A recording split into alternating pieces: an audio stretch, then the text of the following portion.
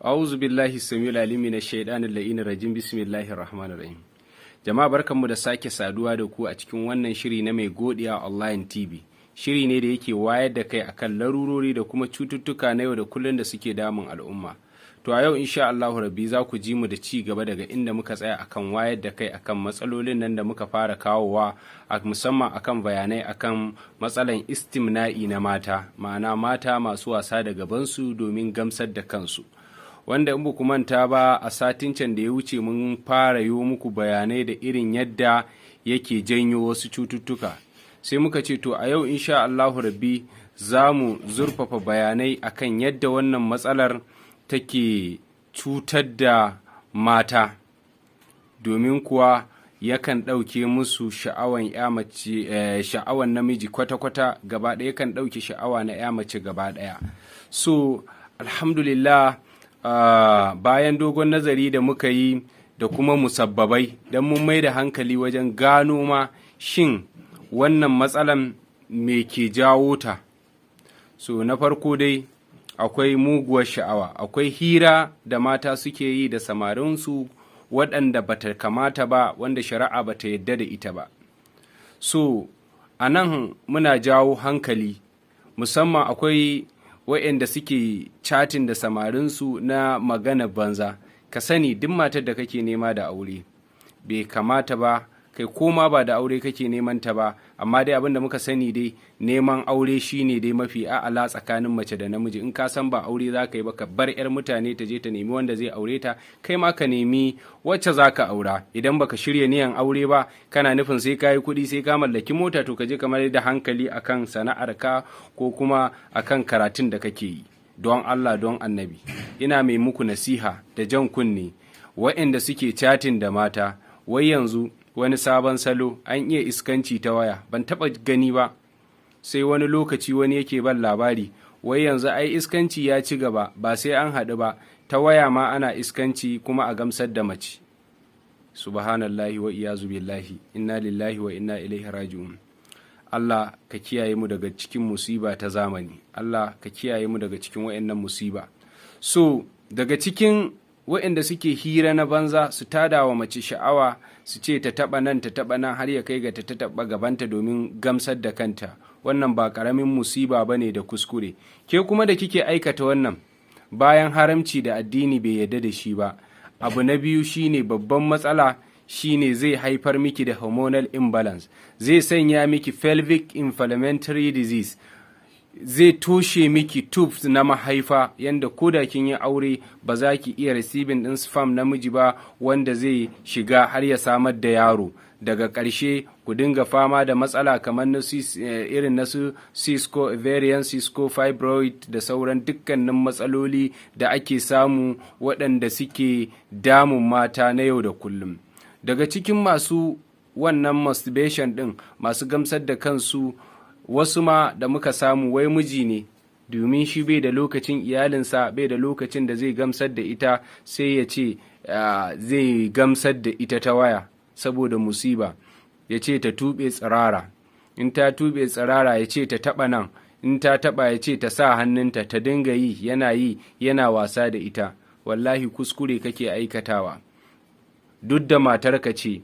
To bari ku ji daga cikin illolin da wannan abin yake haddasawa, yana inviting ɗin shedanu, don saboda wani zai ce har sai ta yi tsirara, a nan shedan zai zo wucewa, jinnu zai zo wucewa ya ganta a wannan condition, shi ma sha'awar ta ya kama shi, daga nan ya aure ta, ku zo ku yi ta fama da shi.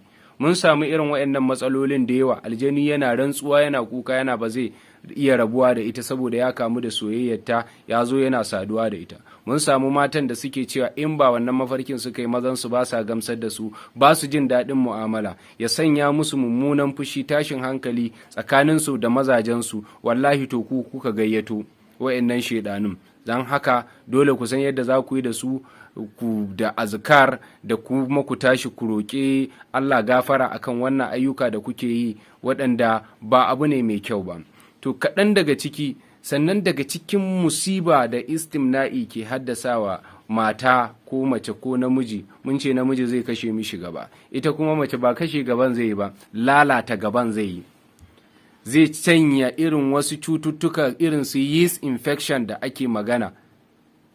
Mun ce akwai UTI, urinary tract infection, to akwai yeast infection waɗanda gaba zai yi yami-yami, irin su fungi da ake samu, irin su candida ko chlamydia, dukkanin irin su gonorrhea, cututtuka da gaba, to ita zai lalata ta ya rarike ta, sannan ya ci ya tsutsotsi ta ciki. Saboda daga cikin alama da istimna'i musiba da yake yi, idan kin lura, idan duk lokacin da kika yi wannan wasan, sperm ɗinki ba zai sauko ya fito yadda ya kamata, kawai zai taho ne kaman idan sha'awan ta motsa.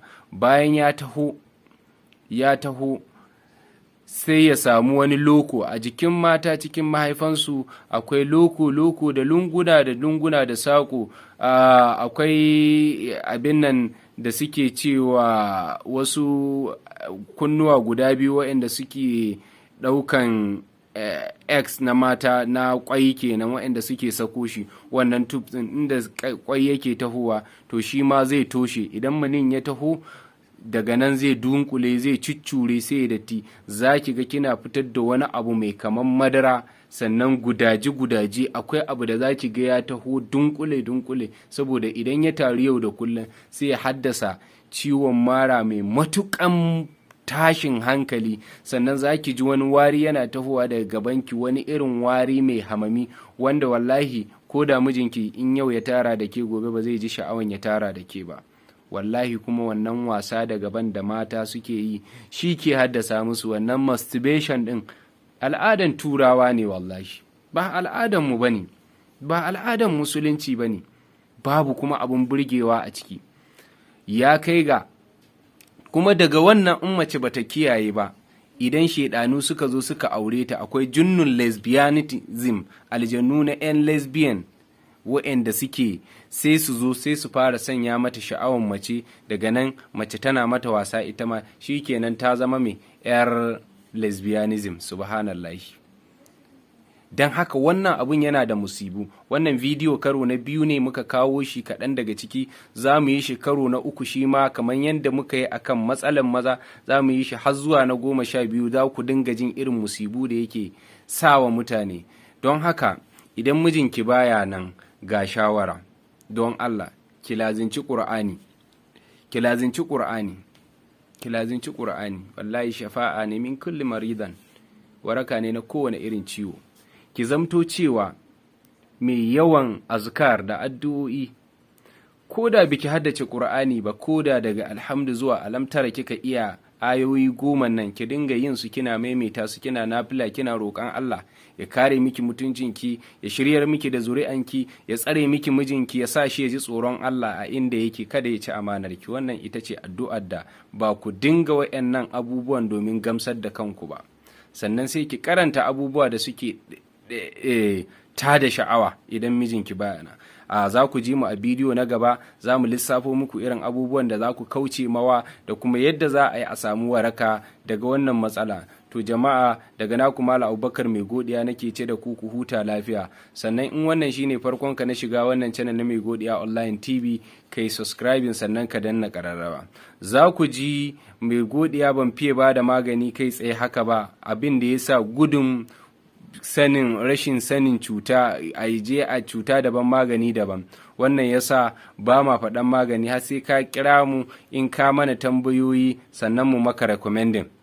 Yawa, sannan kuma kiyayi waɗanda suke faɗan magunguna domin neman followers. Wallahi ku kiyayi shaye-shayen magunguna domin neman sauƙi, ku je ku jawo kanku. Su kuma muna ja musu hankali su ji tsoron Allah, su san cewa rayuwa ɗaya ce. In kai silan mutuwan mutum, kai silan ciwon mutum, wallahi kana da ladan silan ciwon shi da ka jefa shi a ciki, kuma Allah sai ya tambaye ka. Don haka ba ma ba da magani har sai mun fahimci cutarka. Ba za ka kira ni kai tsaye kawai ka ce in gaya ma magani ko in aika ma magani ban fahimci matsalarka, domin haramun ne. Jama'a, rayuwar nan sai da ita ne. Ku kiyaye lafiyanku daga shaye-shayen itacuwan da ba ku san menene side effect din shi ba, ma'ana ba ku san meye matsalar da yake ja. Akwai mai ciwo kaza ba zai sha ba kaza. Wannan shine. Jama'a, assalamu alaikum wa rahmatullah. Daga naku Malam Abubakar Mai Godiya nake ce da ku huta lafiya, sai kun ji mu a karo na